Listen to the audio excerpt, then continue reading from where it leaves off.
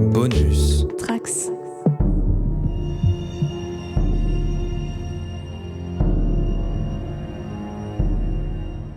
Bienvenue dans l'art de l'incident. Pour le résumé de l'épisode précédent, c'est l'IA qui s'y colle. Allez, go mon IA. Un dealer d'eau se trouve au cœur de l'histoire, dans un univers où l'eau contaminée représente une menace croissante. Cette eau infectée provoque des mutations chez les poissons qui deviennent dangereux pour les humains, soit par leurs attaques, soit en transportant un poison mortel. La contamination se propage ensuite aux animaux, puis aux humains. Un petit agriculteur en difficulté est ce dealer d'eau. Pour survivre, il puise l'eau du lac pour remplir les piscines de riches personnes, devenant ainsi le vecteur involontaire de cette eau empoisonnée. Son acte désespéré pour subvenir à ses besoins plonge toute la communauté dans une spirale de danger et de peur. Tireli pimpon sur le Tireli pimpon avec la tête avec les bras. Pourquoi je dis tout ça? Je dois y aller. Ok, est-ce que je ne serais pas de rajouter un petit récit méta pour agrémenter le podcast? Peut-être. En attendant de découvrir les prochaines pérégrinations de notre IA, il est temps de nous lancer dans l'épisode du jour, et pour cela, je me dois d'accueillir mon binôme sur ce projet. Comment ça va, Thibaut? Eh bien écoute mon cher David, ça va et toi? Bah ça va.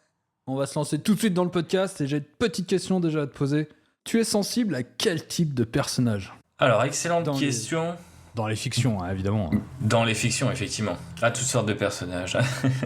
Non, ça c'est la réponse rapide. La réponse simple, mais pas si simple, et plus longue, c'est que pendant longtemps, je pense que c'était pas forcément par les personnages que j'avais l'habitude de rentrer dans les histoires que j'aime.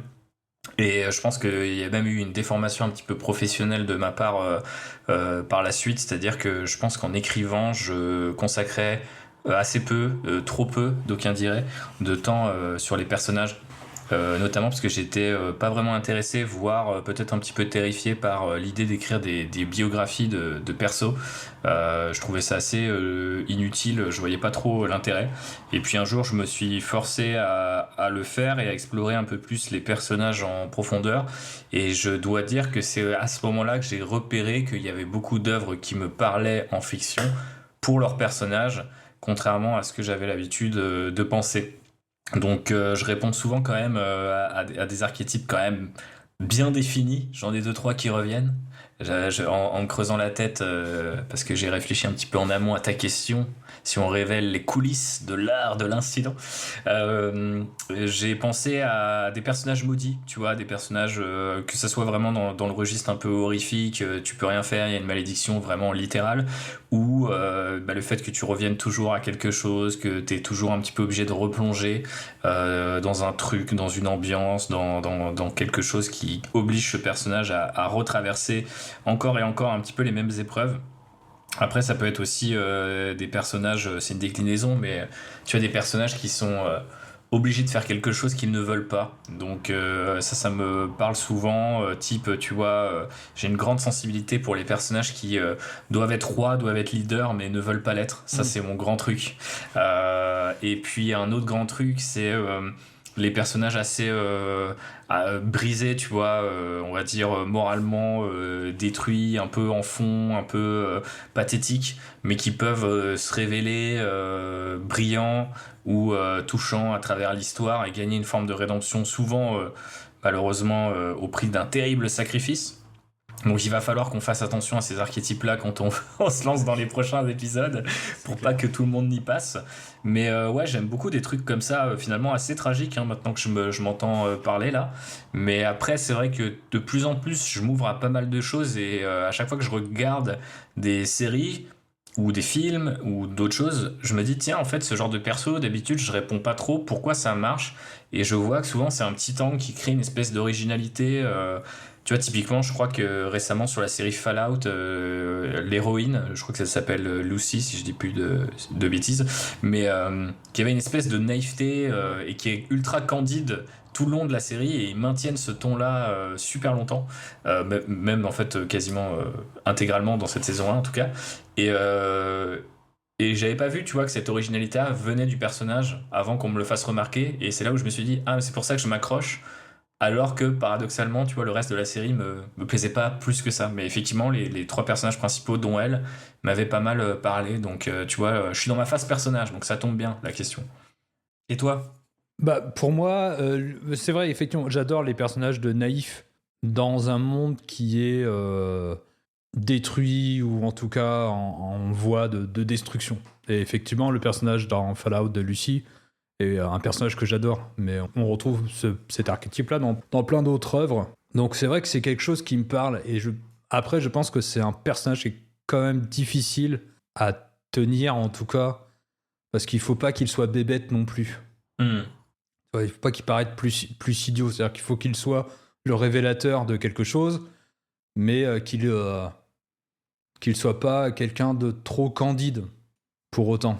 Mais autrement, oui, le personnage du torturé, l'un des premiers personnages auxquels j'ai pensé quand j'ai préparé la question, c'était le personnage de Mel Gibson dans L'Arme Fatale. Celui qui est torturé, qui... Hanté, voilà, c'est ça. C'est vraiment le personnage hanté par excellence et qui se reconstruit au fur et à mesure du film. Et je trouve que c'est un bon personnage, mais après, je suis assez sensible au personnage de Shane Black parce qu'il est sensible lui-même aux personnages que j'adore aussi, qui sont les détectives détruits, qui sont un peu en décalage et un peu totalement cramés dans leur vie, quoi. C'est clair. Donc je suis vraiment sensible à ça. Mais est-ce que c'est des archétypes que j'ai trop mangés? Est-ce que c'est lié à la culture dans laquelle j'ai baigné? Je me pose cette question maintenant, tu vois. Est-ce que c'est lié à mes goûts propres ou est-ce que c'est lié à la culture telle que l'on me l'a imposée quelque part au fur et à mesure des fictions et au fur et à mesure du temps, quoi. Comme le personnage, alors je suis peut-être un peu moins sensible à celui-ci, mais qui est le personnage décalé, trop vieux, dans un monde en plein changement, c'est-à-dire une espèce de personnage réactionnaire dans un monde en plein changement, qu'on retrouve pas mal aussi dans le cinéma, qui est un personnage hyper intéressant d'un point de vue purement narratif, parce qu'on voit tout de suite la friction qu'il amène, et à quel point c'est tout de suite vecteur d'histoire. Et le personnage, de toute façon, du flic à la Marlowe, du flic chandlerien, il est de cet ordre-là. Mais je me suis posé la question, par exemple, dans Star Wars, c'est quoi mon personnage préféré? Et je me rends compte que, au fur et à mesure du temps, il a fini à chaque fois par changer. C'est-à-dire que quand j'étais petit, j'adorais Luke Skywalker, c'est-à-dire que c'est à la fois le personnage principal, puis il a cette naïveté que j'adore dans les personnages, comme je le dis tout à l'heure, et il est le vecteur de celui qui va apporter le changement, et ainsi de suite, et lui-même va changer au fur et à mesure. C'est-à-dire que je m'appuie surtout sur les 3 premiers films, et à quel point, entre le premier et le 3e film, c'est un personnage qui est presque différent, et son évolution est hyper intéressante.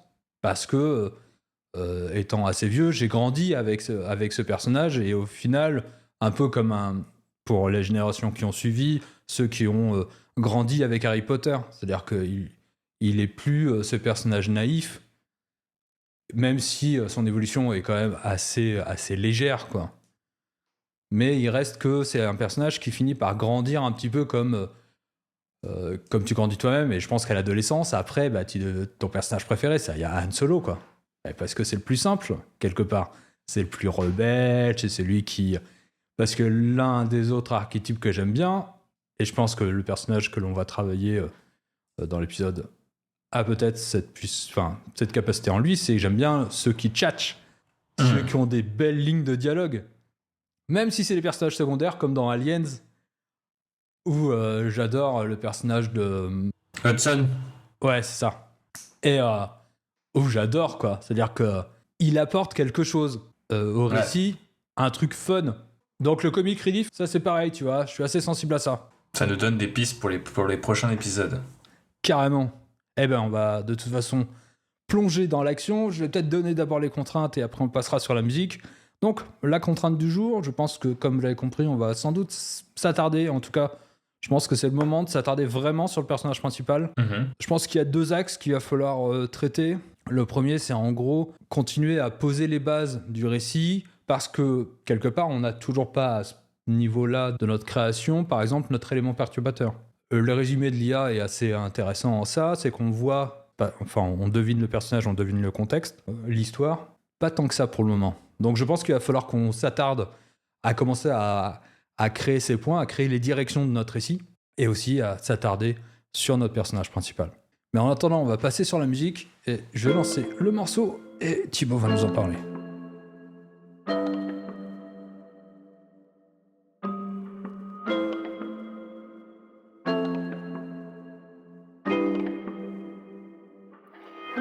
Tu sais, j'ai peur de mal faire, grand. Et je parle plus au micro qu'aux autres, mais grâce à la technologie, je peux leur dire des vraies choses. Là j'ai de plus en plus mal à la tête, ils me veulent mais je suis mal dans la fête, moi en vrai. Je dis à tout le monde qu'on s'élève, mais je crois bien que j'ai la tête à l'envers, moi en secret. Je prie pour que jamais le temps ne s'arrête, parce que moi j'ai pas le temps de m'arrêter. Fin du jour je prends un grand salaire, et ma grand-mère a pris qu'à traiter en un seul. J'ai peur de regretter face au lin. On est passé du métal au rap, on a fait le grand écart de mes goûts musicaux. C'est un morceau de l'ami Ben PLG qui a fait, je pense, un assez beau braquage parce qu'il a fait ce télécrochet qu'on appelle Nouvelle École, qui est en ce moment, ou en tout cas quand on enregistre le podcast, en train de diffuser sa 3e saison, je vais y arriver. Et lui, il avait été recalé dès la première saison, avant même, dans l'étape des castings, donc il a même pas été à la première étape. Et pourtant, il avait un morceau qui a été prêt à dégainer une fois la saison 1 diffusée, où il remettait en scène dans un clip le fait qu'il s'était encore foiré avec un morceau qui s'appelait Encore une mauvaise nouvelle je crois tout simplement. Et ça avait buzzé, et derrière les gens se sont penchés sur son cas, et ils ont découvert qu'il avait déjà pas mal d'albums, d'EP, beaucoup de morceaux, une certaine forme de technique, un vocabulaire bien précis. C'est un mec qui vient du nord de la France, si je dis pas de bêtises, et qui rappe beaucoup le côté, on va dire, cité industrielle, tu vois, en friche, le côté abandonné dont on a parlé un petit peu dans les épisodes précédents. Moi qui ai grandi dans les Vosges, son rap ça me parle pas mal par rapport à ce côté-là, des tontons alcoolos et effectivement des friches industrielles délaissées. Et il y a aussi le côté social, c'est quelqu'un d'assez engagé et tout. Et derrière, musical, je veux dire sur les prods, etc., qu'il emploie, il y a quelque chose d'assez lyrique, souvent assez nostalgique aussi, et des choses qui sont peut-être pas typiques du rap tel qu'on l'imagine, donc ça peut être beaucoup plus du synthé, des sonorités vraiment plus marquées, et ça m'a toujours beaucoup parlé pour ce mélange-là, et j'écris des trucs sur le côté, et souvent ces morceaux à lui m'accompagnent, et en écoutant un de ces morceaux, j'ai repensé à ce qu'on avait déjà fait avec David. Donc je me suis dit, ça y est, c'est un gars qui est tout seul, qui rappe, qu'il est chez lui, et qu'il y a plein de choses à faire, donc ça me semblait approprié. Je sais pas ce que t'en penses, David, et si tu connaissais, si ça t'a parlé, etc. Non, ça, je ne connaissais pas, et après, ouais, ça m'a parlé parce que j'ai tout de suite vu un peu cette idée du personnage, effectivement. Il rappe, et après j'ai creusé sur le rappeur, et je trouve qu'effectivement ça parlait tout de suite. Je vois lier le lien en tout cas qu'on pouvait faire entre notre personnage et le personnage du rappeur. Et effectivement c'est là où je me suis dit tiens, c'est le moment de creuser sur le personnage, c'est-à-dire on avait commencé, il est apparu à la fin de l'épisode précédent, et je me suis dit mais tu vois, ça devient intéressant, tu vois, tout d'un coup, tout ce qui... le morceau que tu as amené semblait cristalliser, en tout cas, certaines idées qui étaient dans l'air, c'est-à-dire le côté France industrielle, désindustrialisée, un personnage qui essaye de s'en sortir comme il peut, et pas forcément de la bonne manière, quelque part, d'un point de vue social, mais il y a quand même quelque chose qui relève d'un allant de survie. Et je trouve qu'on retrouve un peu ça dans d'espèces d'énergie comme ça, de niaque par rapport à la survie. Ouais. Bah c'est ça, c'est la niaque que j'ai été épuisé chez lui. Après voilà, il s'appelle Ben PLG et PLG c'est pour la gloire, donc il y a vraiment ce côté déter du perso qui certes pas comme tu l'as remarqué assez justement, pas toujours en faisant les bons choix, mais va essayer de se hisser, de se sortir de tout ce marasme. Donc ça me semblait être approprié pour ce perso qui est apparu à l'épisode précédent comme une météorite, et s'est écrasé sur nos plans et à tout nous oblige à tout repenser aujourd'hui. Exact. Donc on va commencer. Qu'est-ce qu'on pourrait aborder au préalable sur le personnage? On peut le traiter en fonction de 4... son besoin dramatique, le point de vue, son attitude et le changement. Ça serait quoi son besoin dramatique? Voilà, tu me prends de court, tu commences direct avec les grosses questions. Je sais pas, t'es réfléchi toi? En considérant que le besoin dramatique sera pas forcément le même au fur et à mesure, c'est-à-dire que là, si on part du début du personnage, on sait que son besoin dramatique, c'est un besoin de survie, c'est-à-dire Ouais, c'est la soit thune, c'est... passer un jour après l'autre. Est-ce que c'est quelqu'un qui, dans la manière dans son petit trafic, le fait par, comment dire, juste par instinct de survie ou ou ce serait quelqu'un d'un peu plus cynique qui serait plus là pour dire je veux faire de la maille, façon rappeur de droite, quoi. Ouais. Du coup, ça serait un peu contre-intuitif avec le personnage de BNPLG, mais l'idée n'étant pas de calquer l'un sur l'autre, mais je me permets de le préciser. Après, ouais, effectivement, peut-être que le côté cynique nous permettrait d'avoir un angle d'attaque un peu plus fort, tu vois. Je sais pas aussi si tu as une sensibilité pour ce genre de personnage, mais alors c'est un jeu dangereux, hein, tu joues avec le feu quand tu fais ça, mais présenter des persos un peu plus détestables, pour le dire rapidement, et leur faire vivre un truc qui les ramène, pas forcément, tu vois, vers la rédemption, mais un peu plus vers la lumière. Je trouve ça souvent assez sympathique. Et typiquement dans le genre de l'horreur, enfin spécifiquement, tu vois, dans notre registre, il y a vraiment un truc de l'ordre de la récurrence, quoi. Il y a souvent des persos comme ça un petit peu horribles qui, face à des choses plus horribles, se révèlent être finalement des gens bien, un peu sous la carapace. Et on se rend compte que le cynisme ou autre chose était une forme de protection. Ça peut être assez intéressant. Après, en soi, sinon, ça peut être juste un gars qui galère et comme il y en a beaucoup, j'allais dire au bled, c'est à la campagne. Mais il peut être les deux, hein. Il peut être les deux, c'est clair. Bah, l'un n'empêche pas l'autre. En tout cas, effectivement, le côté galère pourrait avoir induit ce cynisme-là, en tout cas. Ok, donc son besoin, c'est de faire de la maille, quoi. Pour le moment, c'est juste de faire de la maille. Ok, notons ça. Besoin dramatique, se faire de la maille. De la grosse moulaga. Est-ce que il avait toujours Ah non, parce que je dis il avait, mais en fait c'était une idée qu'on avait un peu décorrélée des personnages, mais il y avait cette idée d'un bracelet électronique comme mécanique de narration. Est-ce que c'est sur lui que serait posé ce bracelet? Est-ce que c'est un truc qui, du coup, à rebours, nous permettrait de dire c'est une idée qu'on a vraiment envie d'explorer, laissons la technique d'un point de vue là, mais du coup, si c'est lui qui l'a, on sait que du coup, il a fait des conneries et on peut voir par rapport à ces conneries comment il se positionne, tu vois. Bah, le truc, c'est que t'avais lancé une idée dans l'épisode précédent qui était... et je trouvais que c'était une idée assez cynique et assez intéressante parce qu'elle montrait le monde dans lequel il vivait. C'était qu'il allait pointer à la gendarmerie et qu'il parlait donc avec un gendarme et que leur conversation tenait sur le fait qu'il allait récupérer de l'eau pour le gendarme pour qu'il aille remplir sa piscine. Ouais. Donc je trouvais que ça montrait un petit peu tout de suite le monde un petit dans le cynisme de ce monde-là. Et comment d'une certaine manière ça va plonger toutes les personnes dans leur propre malheur, quoi.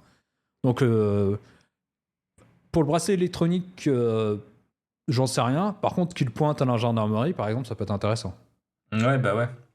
Bah peut-être que j'imagine que le bracelet a l'avantage de créer une espèce de passif tout de suite, de se dire ok, il a fait un truc qui peut être révélé plus tard ou pas, mais qui du coup l'amène à aller spontanément à la gendarmerie plus que peut-être faire un constat ou déposer une main courante ou que sais-je, tu vois. Après, il y a plein de choses qui peuvent l'amener à la gendarmerie quand t'es dans le trou du cul du monde, si j'ose dire, quoi. Surtout si on commence le film par, je sais pas, mettons que c'est lui qui découvre la première victime ou un premier truc chelou et qu'il a besoin de le signaler, bon, bah, il va à la gendarmerie et en fait, on se dit, tiens, c'est un gars qui est un peu galère et tout, il va pas être à l'aise et en fait, il est méga à l'aise parce que il fait aussi le deal avec les gendarmes, quoi. C'est ça. Ouais, c'est ça. C'est un peu l'idée, quoi. Puis j'aimais bien l'idée que ce soit un petit peu un tchatcheur, quoi.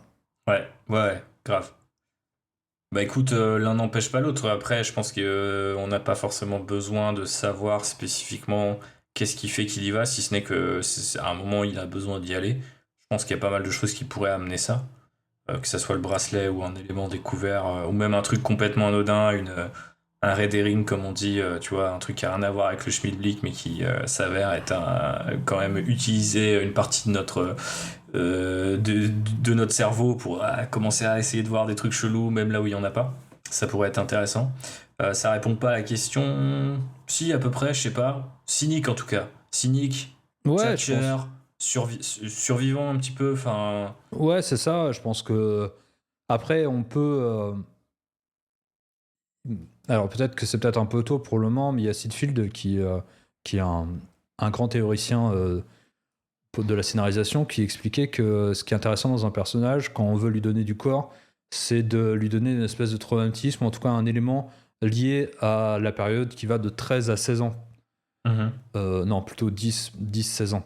Parce que c'est souvent la période de vie qui va beaucoup marquer après l'adulte que l'on est. C'est-à-dire que c'est cette période où si tu vis un drame, si tu vis même une situation un peu exceptionnelle, elle va forcément marquer et elle peut créer. Et je m'étais dit, tiens, on a toujours cette histoire de frère, mais si le frère s'était noyé dans le lac, là c'est le propre d'un leurre parce que c'est presque pas le sujet. Ouais. Mais ça renforce l'imagerie du lac, quoi. c'est ça renforce l'imagerie du lac et le fait que limite, ça renforcerait peut-être un peu trop le côté amoral, ça veut dire qu'il utilise l'eau qui a noyé son propre frère comme un élément pour faire de la thune.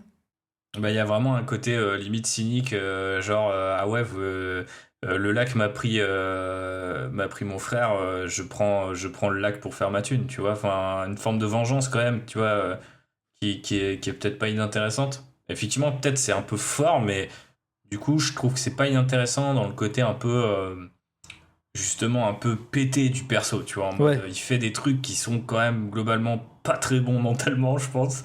Mais moi j'aime bien, et puis surtout cette idée de l'accident du frère, je sais pas dans quelle mesure tu peux te noyer, est-ce que du coup c'est un truc à l'enfance et c'est le petit frère et c'est lui qui est responsable, tu peux aussi voir le truc à l'envers, type, tu vois, moi un truc qui m'a toujours beaucoup marqué, et je puisse vraiment là dans le côté gars qui a vécu à la campagne dans cette fameuse France désindustrialisée. Mais tu sais, c'est les bouquets de fleurs et les croix sur les bords de la route, quoi. Ouais. Tu vois, avec les noms des gamins qui sont butés en scooter, en bagnole, qui sont sortis de boîte, tu vois, des trucs comme ça.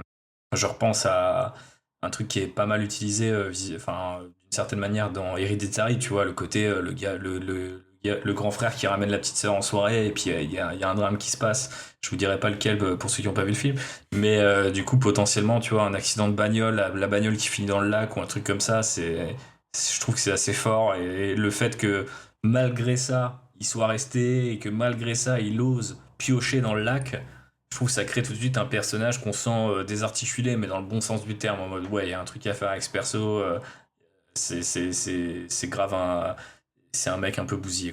Alors, donc, on a dit le besoin dramatique. Ah bah tiens, on peut passer sur le point de vue. C'est quel est son point de vue sur le monde. Parce qu'il départ... donc, je reprends la structuration de Sitfield. C'est comme ça qu'il dit, en gros, quels sont les 4 éléments d'un personnage. Donc, je répète, donc, son besoin dramatique. Son besoin dramatique donc, peut changer en cours de route. Et on retrouve de toute façon après ça chez d'autres qui sont le besoin inconscient et le besoin inconscient. On pourra revenir d'ailleurs dessus tout à l'heure. Donc, le point de vue, c'est quel est le point de vue qu'il a sur le monde. Après, c'est son attitude, c'est la manière dont il, dont il se présente au monde. C'est-à-dire, est-ce qu'il roule des mécaniques ? Là, c'est par exemple pour notre cas de ce personnage-là, le fait qu'il soit un tchatcheur, c'est son attitude. Ouais, complètement. et le changement. C'est quel va être le changement qui va avoir lieu au cours du récit. Et ça, c'est pareil, on n'est pas obligé d'avoir un changement au cours du récit. Donc, son point de vue sur le monde. On a un personnage désabusé déjà. Je pense que c'est un gars désabusé. Si on reprend le morceau aussi de rap, qu'est-ce qu'on voit? Il y a vraiment ce truc de l'ordre de... tu vois, rap, nous ça fait 20 ans que le même tonton il a un coup de mou ou un truc comme ça, tu vois. Genre, il y a vraiment un truc de l'ordre de la... Et ça va bien à ce que je disais tout à l'heure, donc c'est comme si c'était fait exprès, mais tu vois, de l'ordre de de la malédiction. Mais tu Ouais. vois, c'est un gars qui accepte le truc, tu vois, c'est en mode, bah le monde il est comme ça, il nous bousille, moi je suis un bousillé, les autres sont tout aussi bousillés que moi. Il y a effectivement une part effectivement, un perso désabusé, désenchanté, et qui est un peu, pas forcément, tu vois, cynique au sens il va placer, je le vois pas forcément, tu vois, comme quelqu'un qui va faire la morale à d'autres, tu Non. vois, ou qui jouerait le gars le plus intelligent. Tu vois, t'as toujours un mec à une table de café qui est un peu plus cynique que les autres et il pense que ça le rend intelligent. Lui, c'est plus, ça le rend normal. Tu vois, c'est son cynisme, c'est pas vraiment une carapace ou une manière de s'élever, c'est plus, c'est comme il est, c'est comme il voit le monde, c'est comme il vit le monde. Mais il n'y a pas de, je pense, de besoin de se sentir au-dessus de la masse, tu vois. C'est juste un gars, il fait le taf et quelque part, il est un peu presque discret, tu vois, malgré ça. Je sais pas si c'est le bon terme, mais je sais pas si tu vois ce que je veux dire. Bah si, je vois blasé, quoi. C'est le type blasé, quoi. Blasé, ouais. C'est-à-dire que c'est le gars, on lui raconte pas la vie, il sait ce que c'est, surtout s'il y a un traumatisme lié à, par exemple, à la mort d'un frère. On lui raconte pas la vie, il sait comment ça se passe, il fait ses petits deals, il a tendance à tchatcher, mais c'est pas non plus quelqu'un qui... alors peut-être, je sais pas, ça c'est à voir, mais est-ce que c'est un personnage un peu plus grand que nature ou pas? Mais en tout cas, il cherche peut-être pas non plus à attirer... Est-ce qu'il cherche à attirer l'attention? Moi, je pense pas, tu vois, je pense que c'est un mec qui s'en bat un petit peu la race, quoi, tu vois, il avance, il a pas forcément de personnage derrière lequel se cacher, tu vois. Hmm. C'est plus dans le sens là, peut-être qu'il attire l'attention malgré lui, ou parce que ça reste quand même un tchatcheur, donc forcément par moment on l'imagine quand même un peu grande gueule, un peu je vais avoir la bonne vanne, le bon dialogue, etc. Mais je le vois plus comme tchatcher, mais tu vois, un peu. Alors, je sais pas, c'est peut-être un peu antinomique, mais je le voyais tchatcher, mais dans l'économie, tu vois. Tu balances la Ouais. bonne punchline, la bonne phrase, mais tu vas pas non plus. C'est pas un gars qui va taper la discute à tout le monde et qui se fait remarquer, tu vois. Par Ouais, contre, ouais. si effectivement tu l'emmerdes, si tu le cherches, ou s'il a besoin de se démerder, là, il va te sortir des dingueries et il va trouver des solutions, même là où il y en a pas, parce que justement, il a la tchatch, quoi. Ouais, mais il cherche pas à te vendre des trucs. Non, bah, à part son bise, peut-être, hein, tu vois, mais. Mais il a quel âge? Putain, bonne question, ouais, j'avoue, je sais pas. En fait, il faudrait voir. C'est là aussi où on voit la beauté du truc, comment tu peux fonctionner, être rattrapé avec les branches. On a parlé du frère, donc on peut savoir en fonction si c'est le grand frère, le petit frère, quel âge il a. S'il a potentiellement le bracelet, autre élément qu'on a abordé. Est-ce que du coup c'était un délinquant juvénile? Est-ce que c'est un mec qui sort de 11? Est-ce que c'est. Ouais, je sais pas. Je pense qu'il y a pas mal de trucs à varier. Après, j'aurais tendance à dire la version un peu cliché ou déjà vue de ce perso, c'est un jeune, quoi. Et je me demande si du coup, faudrait pas qu'il soit quand même finalement un peu moins jeune, tu vois, Ouais, et que je ça le lui vois, donne un peu d'autorité presque. je le vois pas trop comme un jeune, mais je le vois pas trop comme un vieux non plus. Il a donc 37 ans. Non, mais en soi, en fait, en vrai, ce serait pertinent, tu vois. Je pense qu'il y a un vrai truc aussi par rapport à ce côté géographique, de dire, moi souvent quand je retourne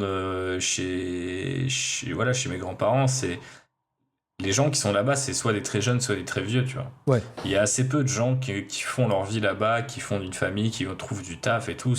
T'as les jeunes et t'as les vieux, quoi. Et t'as des très jeunes et t'as des très vieux. Donc, ça pourrait renforcer son côté unique, qui soit un peu ni un vieux ni un jeune, et plutôt un mec d'une trentaine d'années au milieu d'un monde où il y a plein de retraités qui ont bossé à l'usine ou autour du lac, et quelques jeunes qui restent là parce que je sais pas, par exemple, il y a un petit tourisme qui fait que l'été t'as des petits boulots sur les bars et les restos, tu vois, mais que lui, il est un peu entre deux mondes, quoi. Ouais, mais en fonction de son âge, il a pas le même statut social et ses proches sont pas les mêmes. Ouais, c'est clair. Surtout, Parce que c'est quelqu'un qui a des proches. bah, j'allais dire surtout à la campagne, je pense que quand t'as plus de 30 ans, t'es forcément marié ou... Bah justement, est-ce que c'est pas intéressant de se dire, ouais, t'es à la campagne, mais t'es un trentenaire, un peu seul tout, qui avec son chien, son 4x4, je sais pas quoi, et que tout le monde dont tout le monde un peu se méfie parce que il correspond quelque part à aucun cliché du coin, quoi. Ouais, mais il devient difficile, il devient trop original pour le milieu. Il est déjà une anomalie presque, parce qu'il ose, en dealant de l'eau, faire ce que d'autres ne veulent pas ou ne se sentent pas de faire. Mhm. Si on le pousse vraiment dans des retranchements de marginalisation, tu sais que dans ces milieux-là, le problème c'est que soit tu viens d'une famille assez établie et ainsi de suite, c'est-à-dire que tu as le poids, je veux dire, de ton héritage qui te permet, mais je suis pas certain que tu existes réellement. En tout cas, que tu sois accepté socialement très fort. Et je pense que le poids social fait que... je l'imagine... Enfin, il a forcément eu des copines ou des copains, quoi. Mhm. Alors, il peut être Ouais, mais au moment il au peut moment en du... avoir eu, il peut avoir aussi ce côté, bah, c'est ceux qui sont restés là, que lui, il est peut-être parti, puis il est revenu, enfin, tu vois, des trucs dont on parlait dans les premiers épisodes, sur ce côté, c'est quoi la relation par rapport au bled, quoi, tu vois. Alors, je l'imagine avec un gosse, quoi. Ah ouais? Bah, je l'imagine s'il a plus de 20 ans, euh, il pourrait très bien être séparé avec sa compagne et il a un gosse, quoi. Mhm. Mais il l'a chez lui ou il est quelque part? Je pense qu'il est quelque part. Si on garde Mhm. ce côté seul tout, un peu isolé, un peu je fais les trucs de mon côté, et peut-être que ça justifie dans son esprit le fait d'aller piocher de l'eau dans le lac. Mhm. Et peut-être qu'il interdit à son gosse d'aller dans le lac d'ailleurs, de Ouais, s'approcher à cause du traumatisme, quoi. ouais, c'est clair. Ça pourrait plutôt bien fonctionner.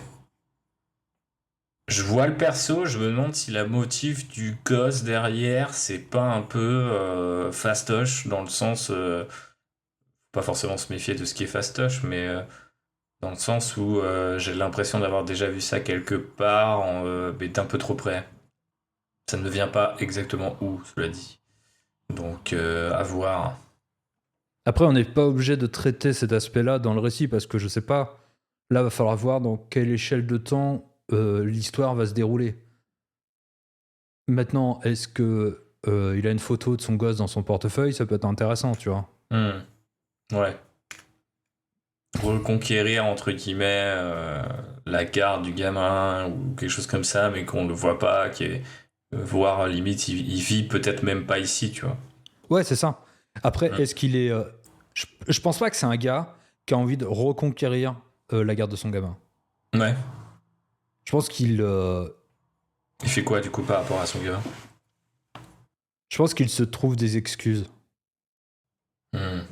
Tu vois, piocher de l'eau, euh, essayer de le voir, mais d'être pas forcément là, tu vois. C'est peut-être pas. Alors, c'est peut-être pas un bon individu, quoi. Il essaye, mais il est peut-être forcément nul, quoi. Ouais. Bah, à la rigueur, tu vois, petit truc sympa aussi, hein, d'aller sur des persos qui sont justement pas des bons individus, mais qui peuvent se révéler l'être. En fait, ce que je commençais à visualiser, je pense que c'est un peu le côté, tu vois, Joël The Last of Us, quoi, tu vois, en Ouais. mode, c'est le daron du coin, c'est le gars qui finalement fait les bails, capable de se salir les mains et tout, mais version peut-être un peu plus marrant, un peu plus crooner, j'en sais rien. Mais du coup, c'est pour ça que je trouvais ça un petit peu inconfortable, mais je pense que le côté, c'est une excuse, c'est là comme une photo, c'est un truc récurrent, ça peut être pas mal. Après, il y a aussi une version dans laquelle c'est peut-être encore plus cliché aussi, mais tu vois, comme tu disais, le gamin il est là, il en a la garde de temps en temps, ou c'est pour en avoir la garde de temps en temps qui est revenu ici, mais il survit pas, donc le lac, mais en même temps lui il interdit à son gosse d'y aller. Je sais pas quel âge a le gosse, mais du coup en fonction aussi, est-ce que la maman est là, est-ce que, enfin tu vois, il y a plein de trucs qui me viennent en tête, mais qui sont peut-être un peu plus, peut-être un peu plus établis quoi, enfin plus déjà vu quoi. Ouais, mais Mais après, quand c'est tangible, c'est bien aussi. Ça crée des motivations, ça crée. surtout que je vois deux choses. Ah, je sais pas pourquoi j'ai une image de la photo de l'enfant qui flotte au-dessus du lac. Ouais. Tu sais, ça peut être un plan de fin, tu vois. Mais Est-ce que c'est un truc où on est dans le trauma, on va dans le. Désolé. Est-ce qu'on va dans le trauma porn un petit peu de ces dernières années en film d'horreur, tu vois, et que peut-être. non, mais Je sais pas, on peut comprendre qu'il y a un frère et qu'il y a un fils ou qu'il y a un enfant, et puis en fait on se dit ah ouais, il en a perdu un, enfin il a perdu le frère, et en fait on se rend compte que c'est lui qui a. C'est le gosse qui est perdu, tu vois. Il parle de son gosse comme s'il existait encore, et tout le monde sait que ah le oui, gars, il a. Tu vois. Il y a un déni, quoi. Et en fait, entre guillemets, plutôt que de rentrer dans un film d'horreur où. Alors, ça, c'est très film d'horreur de 2024. Tu vois, le côté. Il a perdu son gamin, il est dans le déni depuis des années, et le trauma va être. Il va revivre le trauma à travers l'intrigue. Et à la fin de l'intrigue, il ressort en ayant. Pas forcément guéri, mais en ayant confronté ce trauma-là. Et du coup, par rapport à l'image que tu déployais de la photo dans la flotte, qui est assez puissante, effectivement. Il y a peut-être ce côté, le spectateur pense qu'il fait tout ça pour sauver ou pour mettre à l'abri un gamin qui n'existe pas, hein. finalement, Qui est déjà mort, hein. Ouais. C'est C'est dark, on est parti de dark très loin là, David. c'est super intéressant, mais Je ça me nous. déprime Enfin, tout seul. ça marche. Oh, on est dans Silent Hill, quoi. Là, ça y est, on y est. Ouais. Ouais, là, c'est peut-être un peu trop. C'est pour ça, tu vois, je sais pas, mais après, c'est une tendance que vous aurez peut-être remarqué au fur et à mesure des épisodes. Moi, j'ai une brique, puis deux, puis trois, je commence à construire un escalier et je suis parti. Mais en fait, des fois, il faut accepter de se dire, attends, on pose brique par brique et on va voir où nous mène un petit peu ce truc. C'est pas forcément un escalier, des fois, c'est un mur, on construit une pièce, une maison, faut y aller doucement. Mais c'est vrai que des fois, j'ai un peu l'impression que, tu sais, dès que ça commence à bien s'emboîter, t'as envie de tester Non, mais des trajectoires. bah, surtout, tu testes un peu les limites. C'est-à-dire que là, dans ce cas-là, c'est-à-dire qu'une fois de plus, on s'est pris la tête le dernier épisode pour créer une espèce de justification de la monstruosité. L'eau, tout ça. Là, ça y est, si on suit cette idée, on le met de côté parce que ça n'a aucun intérêt. Tout se passe dans la tête du gars. Donc, c'est une piste qu'on peut prendre dans le sens où est-ce qu'elle est plus facile à mettre en place? Peut-être. Disons qu'elle se justifie plus facilement. Elle permet de justifier la dimension fantastique. Parce que tu ferais vraiment en sorte que finalement il n'y a rien. Bah, ouais. Ce que je veux dire, c'est un truc avec Silent Hill, quoi. Vraiment, le lieu est le vecteur de l'angoisse. Et derrière, si tout se passe dans sa tête, pourquoi tu vas finir par justifier un autre élément fantastique? Le problème, c'est que si tu finis par justifier deux éléments fantastiques qui n'ont rien à voir l'un avec l'autre, ils s'annulent tous les deux. Ouais, un petit peu, ouais, il y a de ça. Ouais. Mais alors, je t'avoue que le côté, en fait, c'était dans sa tête. Ouais, moi aussi, ça me gêne. Ça fait mal, quoi. Et en plus, je trouve qu'on se prive un petit peu, en tout cas, du poids de la société aujourd'hui. Ouais, exactement. C'est là où je voulais en venir. Enfin, j'aurais pas fait la société aujourd'hui, la saucisse, mais le côté. Du milieu, en tout cas. Le côté local, voilà, c'est ça, de se dire, en fait, on parle d'un truc et à la fin, on vous dit, non, mais en fait, c'est juste que la campagne, ça. Tu vois, le sous-texte risque d'être, la campagne rend fou les gens, barrez-vous en ville, ce qui est pas forcément mon intention. Donc peut-être non, tu vois. Après, je sais pas, peut-être qu'il y a une déclinaison là-dedans ou. Bah moi, j'avais une C'est justification. connu, tu vois. J'avais une idée. C'était pourquoi il veut pas que son fils aille se baigner. Et pourquoi surtout il ne s'occupe pas de son fils? C'est parce qu'il se sent responsable de la mort de son frère et que d'une certaine manière, il est dans l'incapacité à prendre en charge. C'est-à-dire qu'il se sent pas capable de prendre en D'être un charge. papa. Voilà. Ouais. Ça, c'est bien, hein, c'est plus moderne, peut-être aussi. Ce qui fait que, au final, l'histoire va montrer qu'il est peut-être celui qui est capable de prendre en charge et de secourir les autres. Et là, on verrait la trajectoire positive et ça nous permettrait d'avoir un vrai contraste. Et là, dans la justification du changement du personnage, ben voilà. Alors, il est capable de. Il est capable. Le changement et du fait qu'il soit capable, je pense qu'il se lit super bien. Mais, puisque de toute façon, l'heure avance. Mais je me dis, est-ce qu'on partirait là-dessus? Parce que dans le sens où mécaniquement, on sait que ça marche. Et après, on se contente de se dire, ok, c'est pas méga original.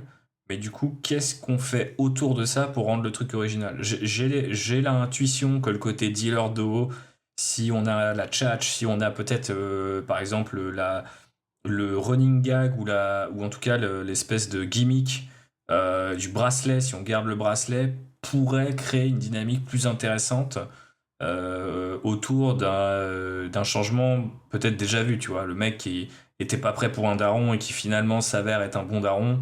Bon, on l'a vu 100 fois, qu'est-ce qu'on fait pour... Mais ça me va. Non, mais je pense pas qu'il est un bon daron. Parce que le problème, c'est pas parce que tout d'un coup... Par exemple, dans le cas de ce personnage, si tout d'un coup, il prend juste... Il est capable de prendre en charge, pas forcément être un bon daron. Ouais. C'est ça. C'est pas parce que tout d'un coup, il prend conscience que il est peut-être pas une sous-merde, ça veut pas dire qu'il est une sur-merde non plus, tu vois. Ouais, je vois ce que tu veux dire. Très puissante la phrase. Je pense que tu pourras l'isoler celle-là. Mais ouais, ok, ouais, pourquoi pas. Mais du coup, est-ce que t'as pas trop peur du côté... Enfin, est-ce que tu partages avec moi cette idée que c'est pas méga original? Bah, le truc, c'est que je pense que... Bon, on n'a pas besoin d'être original, on l'est jamais vraiment. Ouais, c'est ça. Et en plus, je pense qu'il y a... Alors déjà, je pense qu'une histoire, c'est la manière dont on la raconte. Ouais. Mais ensuite, je pense que tout ce qu'on dit, ça peut être du sous-texte. Parce que si, par exemple, on voit pas... si le gosse n'est représenté que par une photo, et qu'on voit la manière dont lui va s'occuper, on n'a pas besoin de mettre des spotlights à mort dessus. Par contre, nous, on voit la trajectoire de ce personnage. On voit vers là où il peut tendre. Mais du coup, le fiston ou la fille, ils sont là dans le récit? Ils sont là dans l'histoire? Est-ce qu'il peut très bien amener son gosse faire aller piocher de l'eau dans le lac comme si c'était naturel, quoi. Ce que je veux dire, puis il amène son gosse retrouver sa femme, quoi. Est-ce qu'on partirait pas presque de l'inverse et le film il souffle sur le fait qu'il doit avoir son gosse parce que elle a une galère et que lui ça le terrifie de l'idée de revoir son gosse, tu vois. Il y a un côté Ok, ça marche. début de film UGC un peu nul où tu dois t'occuper de ton gosse, mais vraiment en mode horrifique, tu vois. Pour lui, c'est tu vois, plutôt que le trauma d'un enfant mort, c'est le truc de l'avoir en vie pendant un week-end, alors que lui, il a de la maille à faire, il y a des galères, ça va le mettre dans la merde, et il a peur de refaire ce qu'il a fait avec son frère, enfin, tu vois. Il y a tout un truc là-dessus, et on pourrait avoir un personnage de gamin qui, en plus... pourrait être assez, si on reprend Shane Black ou je sais pas quoi, qui pourrait être, tu vois, je sais pas, bien tranché, bien contrasté avec lui, tu vois, être quelqu'un d'assez plus expansif, plus espiègle, plus rigolo, enfin plus léger, tu vois, peut-être. Et lui, ça le stresse, tu vois, il est en mode putain, c'est mon pire cauchemar, quoi. Alors que lui, je sais pas si le fait d'être divorcé et de pas avoir la garde, ça lui va bien, tu vois. Et là, elle a une maxi galère et c'est en mode j'ai personne d'autre, tu te démerdes, tu le gardes, c'est qu'un week-end, tu vas pas commander, enfin. T'as 37 ans ou je sais pas par rapport à ce qu'on disait tout à l'heure, mais tu peux bien le garder un week-end et manque de peau c'est le week-end où il fallait pas, quoi. Ouais, ça me va. T'as mis le bon trigger, t'as cité Shane Black et je me suis dit ah yes, ça marche. Ouais. Non mais oui, ça marche parce que je vois comment cette fille par exemple et ça peut ramener à la dimension sociale, c'est elle a besoin d'un week-end ou de quelques heures même, parce que qu'importe, après le récit s'emballe, mais juste pour faire un entretien d'embauche. Hmm. Elle a besoin de ça pour survivre, et lui, euh, il ne peut pas refuser, quoi. Hmm. Après, est-ce qu'il refourgue son gosse à sa mère? Non, mais c'est un perso qui est tout seul, non? De toute façon, globalement, là où il est. Ouais, je pense aussi, ouais, je pense que... Non, mais c'est pas mal, tu vois, par exemple, ce qu'on disait tout à l'heure, de dire il y a le lac, donc il y a un petit tourisme. Si c'est une gamine, c'est une ado, c'est le job d'été, elle vient là. Moi, j'ai une galère, elle passe un entretien, je sais pas, où elle est cuistot, elle est serveuse, elle est je sais pas ouais, c'est quoi. ça, ouais. Vas-y, tu la déposes à telle heure, tu la récupères, tu m'attends, je suis là dans 24 heures. Il y a pas de galère. Et les mecs, ils sont en mode, ah putain, mais moi, faut que je pique de la flotte, là, machin, faut que je fasse mes trucs. Et il y a tout qui va de mal en pis à partir de là, quoi. Puis ce qui est intéressant, c'est que avec un gosse, on a ce personnage du naïf qui peut poser simplement la question à son père, qu'est-ce que tu fais, quoi? Hmm. Pourquoi tu voles l'eau, quoi? Et évidemment, trouver une justification à ça, ça devient déjà un révélateur de... Est-ce qu'il... Tu peux pas le justifier, à vrai dire. Ouais, c'est clair. Ok, Pourquoi pas, hein? pour moi, ça me va. On a une trajectoire, on a un personnage. Après, Joker très bref, mais est-ce que le perso perd pas de sa... Alors, je suis conscient de ce que tu disais sur le côté, faut pas qu'il soit non plus trop isolé, trop bizarre, Ouais. mais je me demande si ça le rend pas du coup, à l'inverse, trop normal par rapport à cette image de dealer de flotte qu'on avait et avec laquelle on s'était laissé au dernier épisode en se disant ouais putain l'image elle est folle, le perso il est hyper sympa et tout, et là en fait bah du coup c'est un daron un peu raté ou pas raté, mais tu vois ce que je veux dire, enfin il y a un truc peut-être un truc plus commun, trop commun peut-être, tu vois. Ouais, Est-ce mais que isolé il était pas plus fort, pour le dire plus directement. est-ce qu'isolé, il était pas plus fort? Le problème, c'est que... Le problème ou pas, c'est pas un problème, mais c'est que de toute façon, il lui faut d'autres personnages autour de lui qui vont servir de révélateurs à ce qu'il est. Ouais, bah du coup je te donne un exemple complètement différent, auquel j'ai pensé ponctuellement quand tu m'as dit faut qu'il pointe à la gendarmerie pour une raison ou pour une autre. C'est un truc où il y a, enfin tu vois, limite ça sera un récit où il y a deux personnages et les autres c'est comme à la campagne, plein d'inconnus qui viennent, ils ont deux répliques, ils meurent, ils passent à autre chose ou ils font autre chose, on les revoit jamais. Mais tu vois, je pensais, t'as la gendarme du coin, tu vois, et puis elle a les gamins, elle a la famille, etc. Et puis c'est en mode, bon allez, tu passes samedi, ouais, ok, on fait un barbecue, ouais, puis tu refoutras de la flotte dans la piscine, machin. Puis c'est avec elle que ça démarre parce que c'est entre guillemets sa dernière cliente à ce moment-là, tu vois, et qu'il y a pas, il y a vraiment un côté, c'est un perso qui, en principe, t'as aussi ce côté, tu vois, genre, c'est un perso qui teamerait up, qui devait pas team up avec personne, mais surtout pas un flic, tu vois. Et il y a un côté, il y avait un côté un peu incongru. Et justement aussi isolé là-dedans, de se dire, c'est pas un mec de famille, mais il se retrouve embarqué parce qu'elle, elle a une famille, ou peut-être même c'est, si on veut garder cette dynamique-là, on peut même imaginer qu'elle est toute seule, tu vois, Ouais. pour élever ses gamins, tu vois. Il y a un truc comme ça, mais elle a quand même la piscine, parce que machin. Alors est-ce que tu vois, c'est entre guillemets un couple qui se révèle au fur et à mesure de l'histoire ou pas, j'en sais rien, et on n'est pas du tout obligé de le jouer comme ça. Mais je voyais bien le récit démarrer sur un truc très deux personnages isolés qui ont un peu rien à voir, mais qui sont réunis par ce truc complètement incongru de dire euh, viens foutre de l'eau dans ma piscine, s'il te plaît, quoi, tu vois. Et là, là, je trouve qu'on déraille vachement plus vite et on est direct avec des persos où, genre, putain, mais c'est quoi cette gendarme qui trafique et c'est quoi ce connard qui trafique de la flotte, tu vois. Et il y a un petit côté, je les déteste, mais j'aime bien les détester. Alors que direct, si tu me donnes le côté, oh, le daron un peu gauche, un peu machin, j'ai peur que ça soit trop commun, trop banal, quoi, tu vois, et que ça perde un peu de sa saveur et de son, comment dirais-je, de son incision, de son, non, comment on dit, putain, j'y arrive pas, mais de son j'y arrive pas du tout. Incroyable, le mec qui est scénariste, il ne sait pas utiliser les mots de la Ouais, réponse. sa dimension percutante, quoi. Ça manque de mordant, David. C'est Ouais. ça que je voulais dire. Ok. Après, Donc là, on peut brainstormer sur d'autres types de personnages. Parce que le père de famille, ça marche. On voit la trajectoire, on imagine.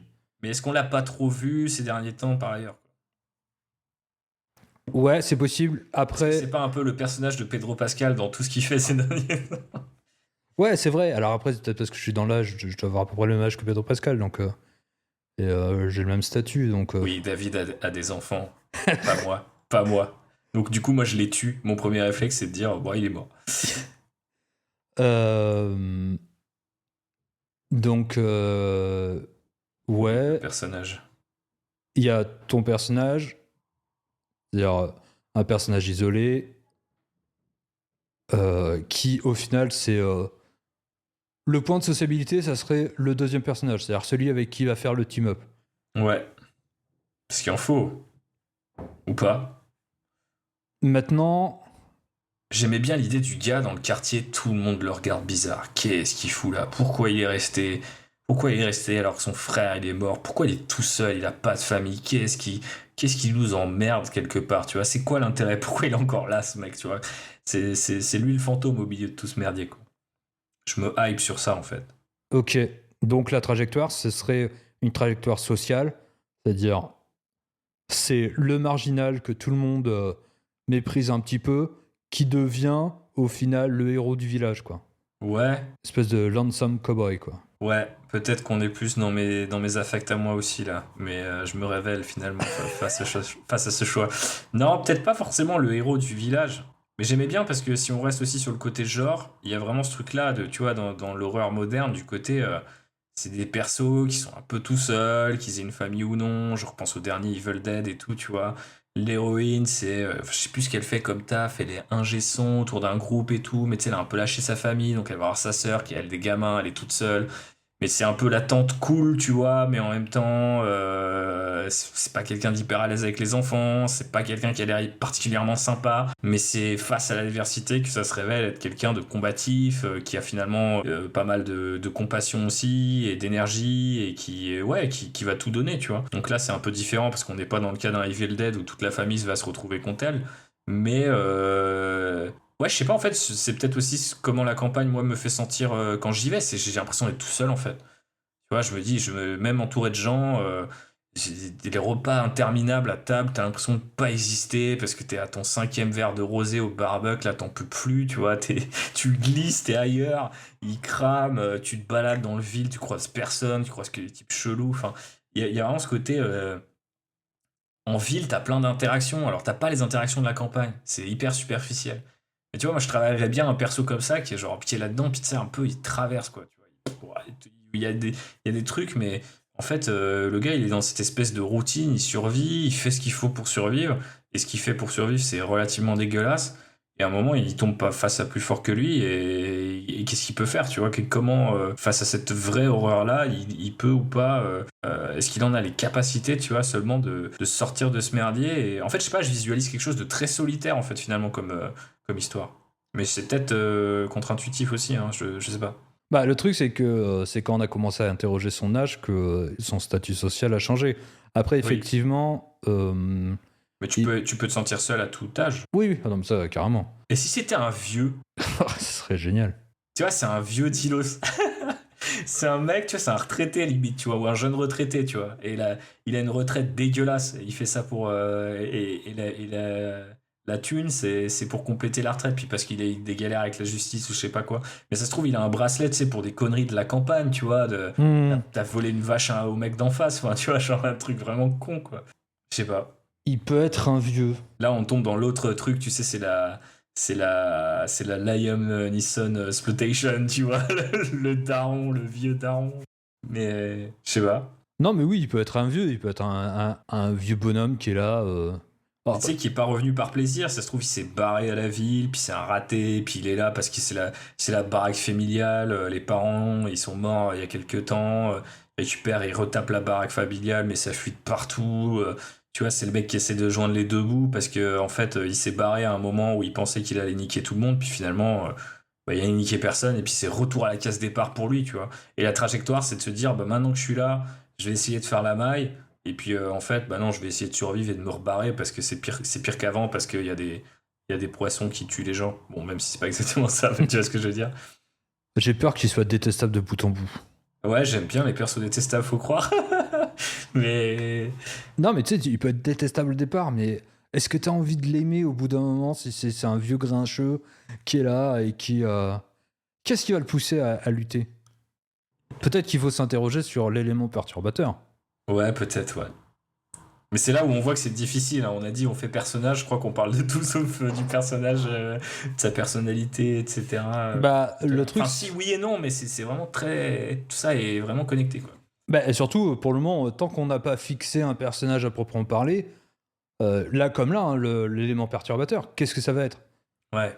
Il faut que ce soit, à un moment donné, ça va être le révélateur de l'horreur de notre récit. C'est-à-dire que c'est le point de bascule où on se dit, il va se passer quelque chose là, ça va mal se passer. Donc, c'est forcément lié à l'eau, hein, parce que c'est le but de l'histoire. Et sera forcément lié au personnage principal. Parce que... Est-ce que c'est au moment où il fait sa première, j'allais dire, c'est vidange, c'est l'inverse, mais la première fois qu'il va puiser dans le lac, il trouve un cadavre, il trouve un truc chelou, quoi. Ou des trucs chelous. Vous l'aurez compris, je suis une média res, moi ça va très vite, hein. Ça peut être la première scène du film. ça peut être ça. Est-ce que ça nous dit quelque chose sur l'horreur? Il faut que ce soit quelque chose qui soit étrange. Ouais, mais on était parti sur quoi? Rappelle-moi sur exactement ce qui se passe avec l'horreur. On n'avait pas vraiment décidé en fait. L'horreur, ça vient de l'eau. L'idée, c'était que c'est une espèce de build-up. En gros, ça attaque les poissons. Les poissons, ils sont un peu bizarres. L'une des idées qu'on avait droppées, c'était genre un vieux qui va à la pêche et qui tombe à l'eau et peut-être qui se fait agresser par les poissons. Donc ensuite, on se rend compte que ça va affecter, que c'est pas lié aux poissons, mais que ça affecte en vérité toutes les personnes qui sont en contact avec l'eau, donc personnes comme animaux, et donc on a notre dealer d'eau. Donc il récupère l'eau. À mon avis, ça se passe dans la piscine. Première livraison de flotte, la piscine, les gamins le lendemain, terrible, Jurassic Park style, ils vont se baigner la nuit parce que les parents sont pas là, ils font une teuf et tous les gosses crèvent. Il faut qu'il se passe quelque chose.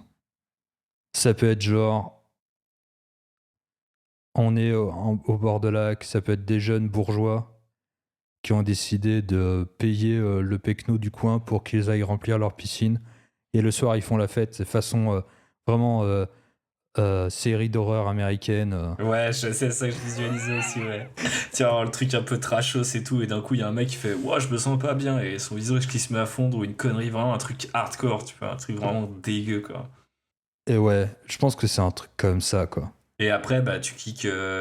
Là, je commence à avoir le truc de se dire, ok, bon, il y a 5 ou 6 ou voire plus qui sont morts, ils ont appelé les flics, tu retrouves là peut-être la fliquette du début du film, parce que l'ouverture, c'était ça.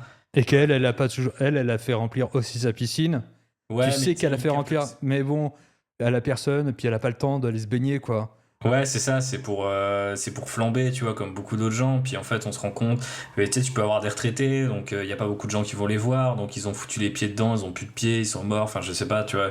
Et ça va de mal en pis, et il y a un côté presque un peu film de zombie, tu vois. Enfin, il y a un côté par rapport à notre horreur, c'est un peu sous la forme d'une contagion, quoi, d'un truc qui avance, quoi, qui touche petit à petit le village, quoi.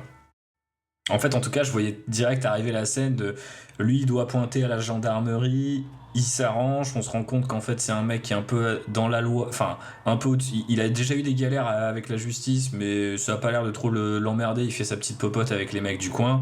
Direct, ça établit, je trouve, plutôt bien la campagne, potentiellement les deux personnages principaux. Ensuite, il fait sa livraison de flotte un peu, et puis limite tu peux build up des trucs étranges autour des différents personnages. Je sais pas, est-ce que la baraque des vieux elle est pas déjà un peu chelou, enfin tu vois, il y a des trucs comme ça. Après t'as les jeunes qui vont être horribles, qui sont bien sûr les premiers à y passer en principe. Bah oui, bien sûr.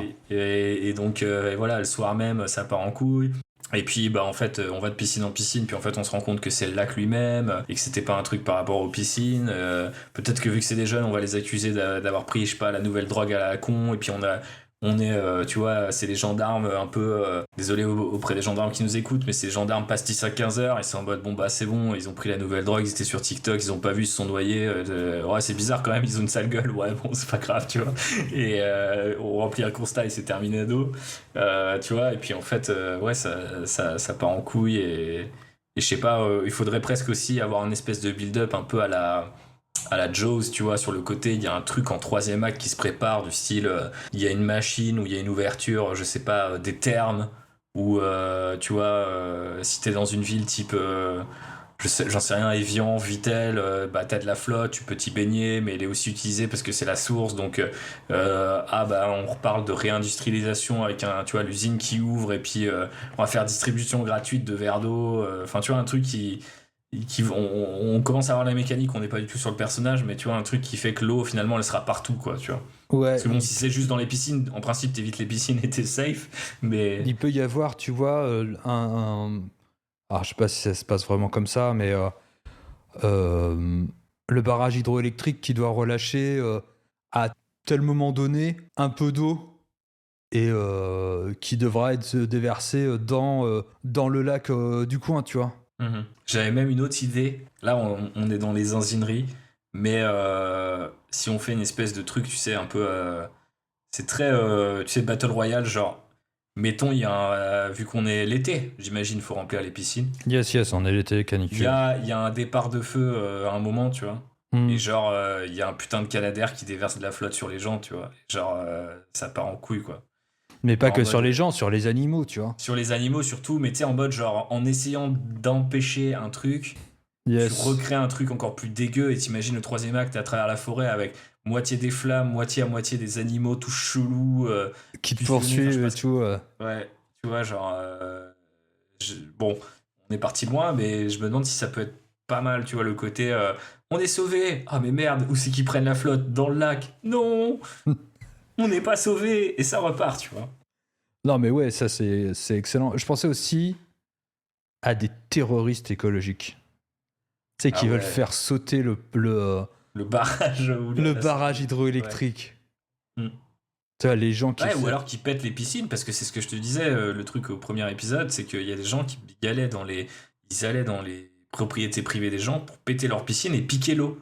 Piquer l'eau pour leurs plantes, pour leurs trucs. Donc ça aussi, c'est un moyen de dire, bah tiens, là où les gars, il a rempli des piscines et qu'il y a des petits retraités qui sont planqués chez eux, oh mon dieu, des éco-terroristes. Les gars, hop, ils reprennent l'eau que le gars, il a amené du lac, et ils commencent à la distribuer aux gens en mode gratos, parce que voilà, l'eau, c'est un bien commun, on la distribue, et puis en fait, en la distribuant...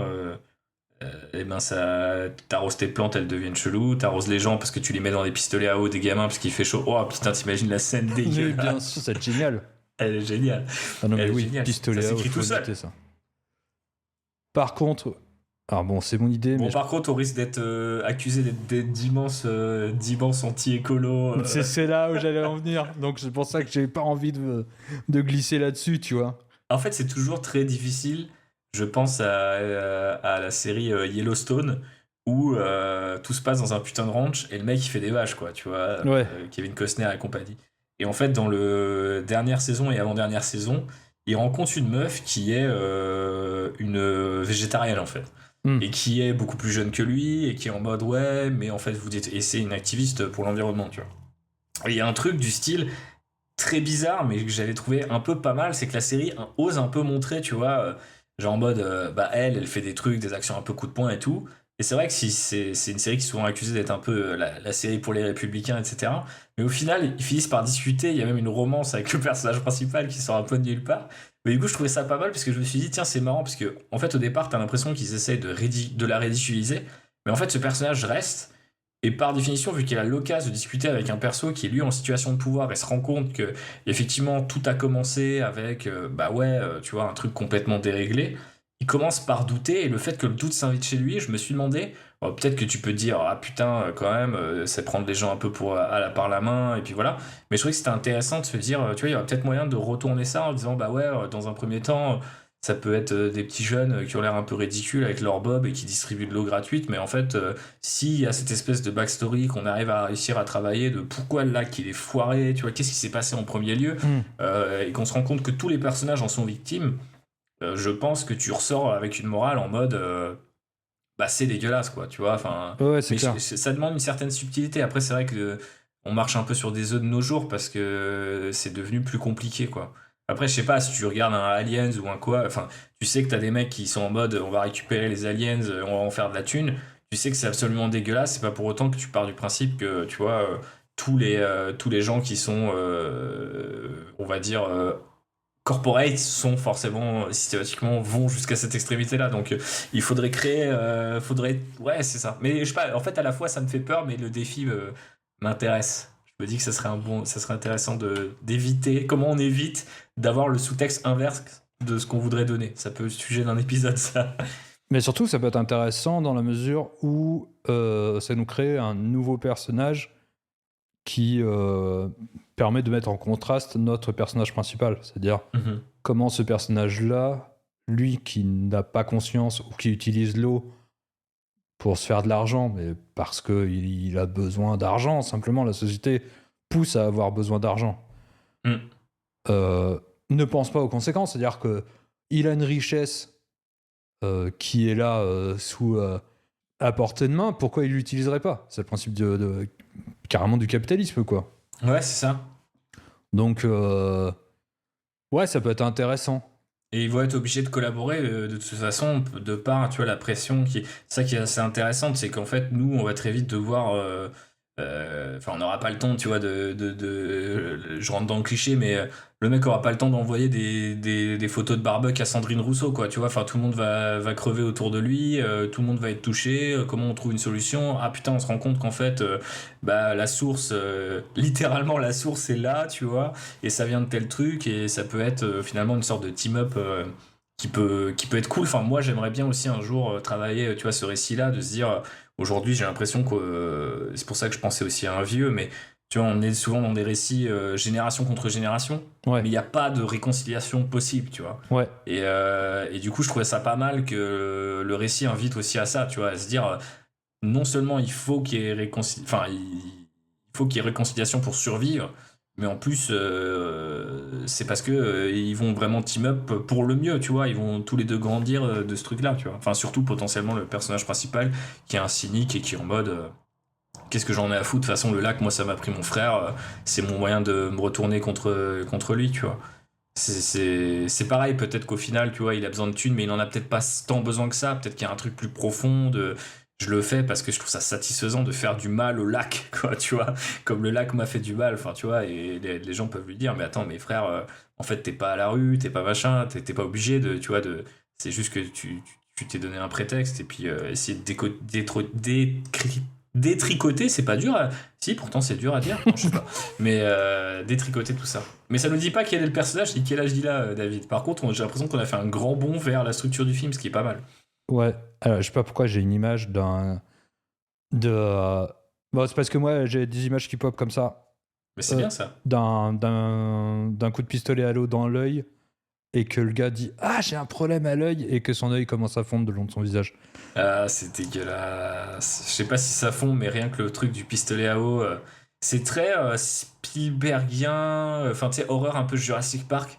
Tu sais, en mode c'est innocent, puis d'un coup, toi, tu te rappelles que la flotte, elle est dégueulasse, et tu fais genre, ah non, il va se passer ça. J'aime bien le côté à retardement de l'eau. Ouais. Que tu peux boire, que tu peux utiliser pour te laver, pour t'asperger. Tu nettoies ta bagnole, je sais pas, le mec, il faut un coup d'éponge. Si on partait, tu sais, je crois qu'on s'était dit ça, tu sais, peut-être ça fusionne certains trucs qui devraient pas se fusionner. Donc, tu vois, tu pourrais vraiment avoir des trucs vraiment crado, quoi. Mais il va falloir quand même le déterminer, mais bon, ça sera peut-être pour une prochaine fois. Pour une prochaine fois, clairement. Est-ce qu'on arrive à tirer un bilan de notre perso, là? Non. Clairement si. pas.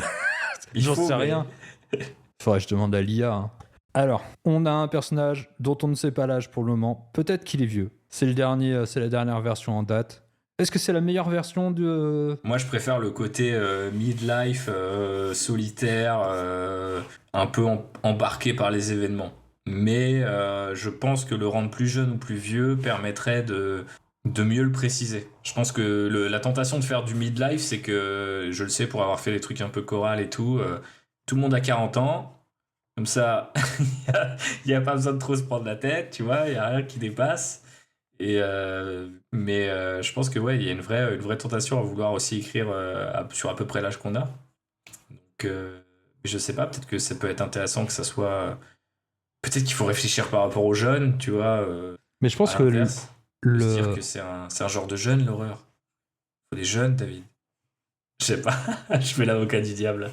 Bah, je pense que c'est un genre qui est effectivement tourné vers l'adolescence, quoi. Mais Enfin, tout ce qui est Scream et tout ça, c'est le Mais public. est-ce que ce serait pas un mec qui vit finalement quelque part son choc d'adolescence très tardivement, tu vois? Un type de 50 ans qui fait wesh. C'est le même avec Steve Buscemi, tu sais, il se fait dedans. Alors les jeunes, ça remplit les piscines. Non, parce que tu Ça- vois, je l'imagine bien se faire inviter, c'est lors de la soirée, de la fameuse soirée étudiante, tu vois. Enfin, pas ouais, d'étudiante. grave. Ouais, C'est ouais. genre, ouais, je sais pas trop, mais allez, ok, d'accord, je reste pour un Il verre. passe avec sa vieille 8-6, tu sais, genre. Et il reste 2 minutes parce qu'il se fait trop chier et qu'il comprend rien. Ouais. Ouais, Après, ça pourrait être un moyen de nuancer notre propos s'il y a des jeunes écolos et les jeunes cons, c'est des immenses bourgeois vraiment horribles avec tout le monde. Ils meurent en premier, c'est bon, on a compris. Le film est explicite. ouais. Ah putain, bah, et au final, j'ai Ah mec, le concours de t-shirt mouillé du village. Ah yes. Truc de gros beauf. Attends, mais on peut tellement avoir des trucs de ouf. On est parti très loin, on n'est plus sur le perso, mais juste le plaisir de faire de faire de l'horreur souffrir. avec n'importe quoi. Là, ça part presque au Piranha 3D, tu sais, le Ricard, les t-shirts mouillés, ça va trop loin. J'ai coupé mon Ricard avec l'eau du lac, oups, je deviens la bouteille de Ricard.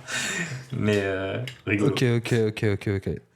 Putain, ouais, le personnage, on l'a pas. Hein. On l'a pas du tout. On n'a pas, il surnage pas. Il y a pas quelqu'un, il y a pas un. Mais en fait, je trouve que la version la plus résumée qu'on avait donnée, mais c'est peut-être parce que je disais que j'ai du mal à m'intéresser au perso avant un certain point, mais du côté, tu vois, ouais, c'est le Tilo, c'est un peu le mec qui survit, il est un peu, je sais pas, dans ma tête, je voyais solitaire, mystérieux, etc.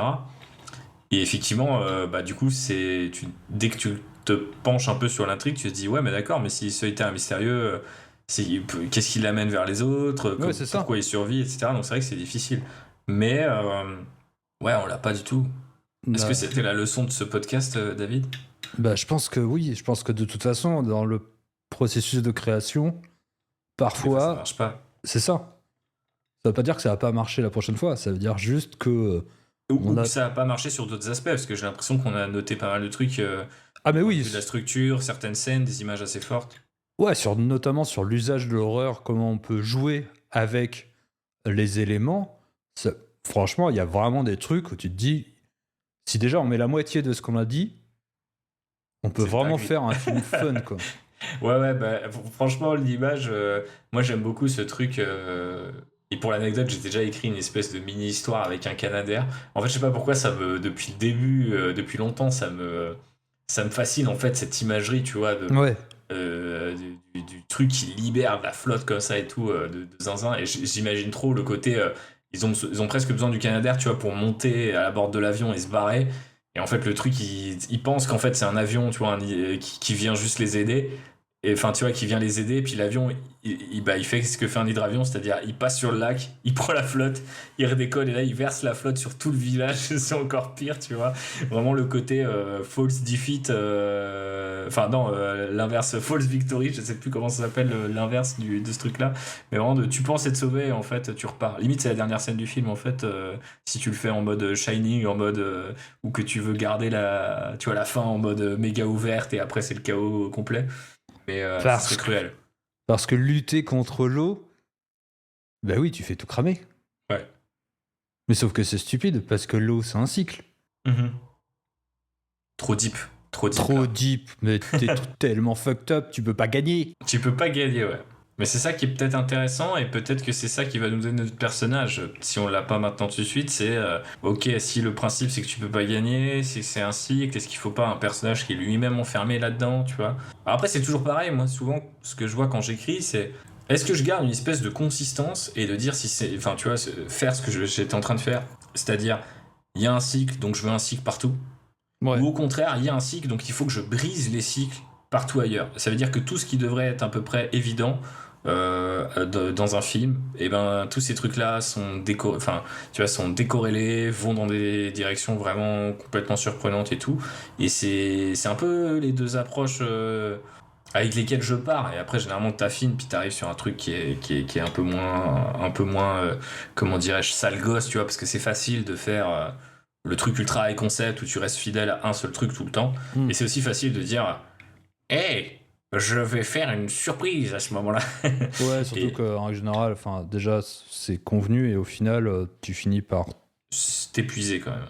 Ouais, c'est ça. Et puis mettre des choses trappes à chaque fois dans tes propres idées, je pense que tu deviens au bout d'un moment, je pense que ouais, c'est ça, tu t'épuises et tu deviens même un peu cynique par rapport à ce que tu fais, quoi. Je sais pas, faudrait demander à J.J. Abrams. Mais du coup, effectivement, il y a peut-être un risque là-dessus. Mais peut-être que par rapport à ce qu'on a défini, on va trouver un perso qui est mieux. Je sais pas. En tout cas, si je fais un résumé, on a soit le personnage, j'allais dire, du solitaire, qui est un petit peu isolé, qui fait ses bails, et qui se retrouve embringué dans l'histoire, malgré lui. On verra comment il survit. On avait le père de famille. Le père de famille avait l'avantage d'avoir... une mécanique qui fonctionne. Qui posait plus de... Ouais, voilà, il était plus simple à mettre en place. Il y avait beaucoup plus de richesse autour de lui. Et puis, il y avait plus d'enjeux autour de lui. Il y avait le vieux. Le vieux est intéressant parce qu'il amène déjà peut-être un autre regard. On peut plus facilement... Le vieux peut facilement se recouper avec la première version qui est... le personnage isolé, c'est-à-dire que le personnage isolé, quel que soit son âge, ça marche. Est-ce qu'on en avait un autre ? J'en avais un qui m'échappe là, un instant. Bah non, t'as fait le tour, t'as fait le daron, t'as fait le vieux, et on avait une autre déclinaison beaucoup plus, effectivement, midlife, mais qu'on n'a pas défini en fait. On s'était juste dit, bah du coup c'est un peu le perso par défaut, quoi. Ouais, c'est ça, c'est le perso par défaut. Mais il me semble que, en tout cas, peut-être que je l'avais dans la tête et je l'ai pas sorti à l'oral, ce qui serait pas impossible. Damn. Donc voilà, je pense qu'on va pouvoir s'arrêter là. On a fait notre heure. On n'a pas avancé vachement sur le personnage, pas avancé beaucoup sur l'intrigue, beaucoup de petits éléments qui ont été quand même s'additionnés. Donc on va rester là. On va vous laisser là sur cette fin moyenne, cette middle life fin. Je sais pas où je vais avec ça. La crise de la quarantaine faite podcast. Ouais, mais quelque part assez symptomatique du taf. Hein. Mais oui, c'est ça. Non, mais je trouve ça hyper intéressant de pouvoir aussi montrer que, oui, c'est aussi par le truchement de l'élimination aussi qu'il faut aussi. Et puis il faut que ça inspire aussi. C'est-à-dire que là, je pense que ce qui marche pas, c'est qu'au final, on n'a pas trouvé la bonne idée pour nous inspirer. Et je pense que, je trouve que dans la création, l'un des enjeux principaux, c'est se poser la bonne question. Et je pense qu'on n'a pas posé la bonne question. Et peut-être qu'on ne prend pas le problème par le bon bout. Peut-être que la prochaine fois, on prendra directement le problème par le biais, peut-être, soit de l'horreur, soit de l'intrigue, simplement. Peut-être qu'il va falloir s'appuyer sur l'intrigue et après créer un personnage à partir de l'intrigue. Bref, vous le saurez dans le prochain épisode. Allez, à plus. Ciao. J'ai peur de mal faire, grand. Et je parle plus au micro qu'aux autres, mais grâce à la technologie, je peux leur dire des vraies choses. Là j'ai de plus en plus mal à la tête. Ils me veulent mais je suis mal dans la fête, moi en vrai. Je dis à tout le monde qu'on s'élève, mais je crois bien que j'ai la tête à l'envers, moi en secret. Je prie pour que jamais le temps ne s'arrête, parce que moi j'ai pas le temps de m'arrêter. Fin du jour je prends un grand salaire, et ma grand-mère a pris qu'à traiter en un seul. J'ai peur de regretter face au lin. On est deux dans la pièce, à faire des instrus comme ça, changer la terre, ça la change peut-être. En tout cas j'ai ça, heureusement. Martin met la mélo et je danse, Martin met la mélodie et je pense mieux. Et je pense toutes les plaies, les doutes, les peurs c'est rien, mais on va toutes les ken. Les douleurs les plus muettes, c'est comme les gens qui parlent pas beaucoup, qui en font le plus. C'est nous qu'on parle fort dans le fond du bus de nuit. On reviendra toujours comme les puces de lit. Les moments où je suis mort, c'est là où je ressens le plus de vie. Si c'est un peu cassé, on met plus de vis. Quand je sais plus trop quoi dire, je mets ma main sur son épaule en guise de bruit. J'entends plus rien, mais j'ai cette voix dans la tête encore. J'entends plus rien, mais j'ai cette voix dans la tête encore. Je découvre encore des rides sur les mains de ma mère. Avant je tombais dans le vide, maintenant je flotte dans le ciel. Elle a l'air heureuse mais elle pleure dans sa prison dorée, ça fait des arcs-en-ciel. Nous on est pressés de tout depuis la naissance. Puis les camels sous le soleil froid de décembre. Puis Karim sous le mont daron pour que je descende. Pour qu'on empile descendre sur descendre. Je suis qu'un gamin du trottoir de la brique. En doudoune et cagoule à 8 ans comme si on inventait la drill. On peut changer l'avenir, tu sais. Ils veulent pas t'écouter, ils vont changer d'avis. Nous on a serré la vis et la ceinture. Là ça sent la revanche et la friture. L'ascenseur est bloqué, ça fera les mollets de l'huissier, ce fils de timbre. Moi je vais devenir un homme et je vais crier je t'aime à mon père. Je lâche tout, je nique le frein. Parle dans nos cœurs, vise les biens. Je retiens ni mes coups ni mes promesses. Je monte comme le samplon, comme les comètes. Toi c'est des menottes ou une Rolex. Les gamins crâne rasé du Asie transforment la salade en Azix. C'est bien de leur offrir des survêtements. Faut leur expliquer qu'ils peuvent sourire, changer le monde. J'écris sur le tic-tac de la montre. On fait les ric-ross, on est ric-rac. On est riche de nos émotions. Ça fait 10 ans qu'on rappe, ça fait 10 ans que ça parle dans mon ventre. Bientôt je mets un partout, balle au centre. On avait plus d'espoir, là y a plus que de la foudre dans mon sang. Là y a plus que de la poudre dans mon ventre. Vas-y viens et laisse voir. Là y a plus que du souffle dans le vent. Et c'est bientôt qui souffle dans l'autre sens, ce fils de pute. Ah bah ouais, ça fait 10 ans qu'on rappe, tu crois qu'on va de choc maintenant. Nos papilles dans le ciel, nos darons dans la maintenance. N'est accidenté comme les scooters en Thaïlande. Je fais qu'alimenter nos rêves d'espoir en braillant, en criant plus fort que les voix dans ma tête. Au final je vais chanter avec elle. Nos darons, nos tafs, nos darons à la vaisselle. Avant internet, avant valeur actuelle. On est né dans le doute, dans un trou, sans un coup de pouce. Ça fait 20 ans que le même tonton il a un coup de mou. On se fera pas tout seul, on a mangé tout le sol, tout le seum. Je suis tout rouge, à cause des coups de pute, à cause des coups de son. Écoute-moi, j'ai pas manqué d'amour ni de courage. Arrosé par l'orage, fantôme dans mes nanas. T'en raconte des histoires, les enfants des boulevards. À 3 sur un matelas sous le somme et les nuages.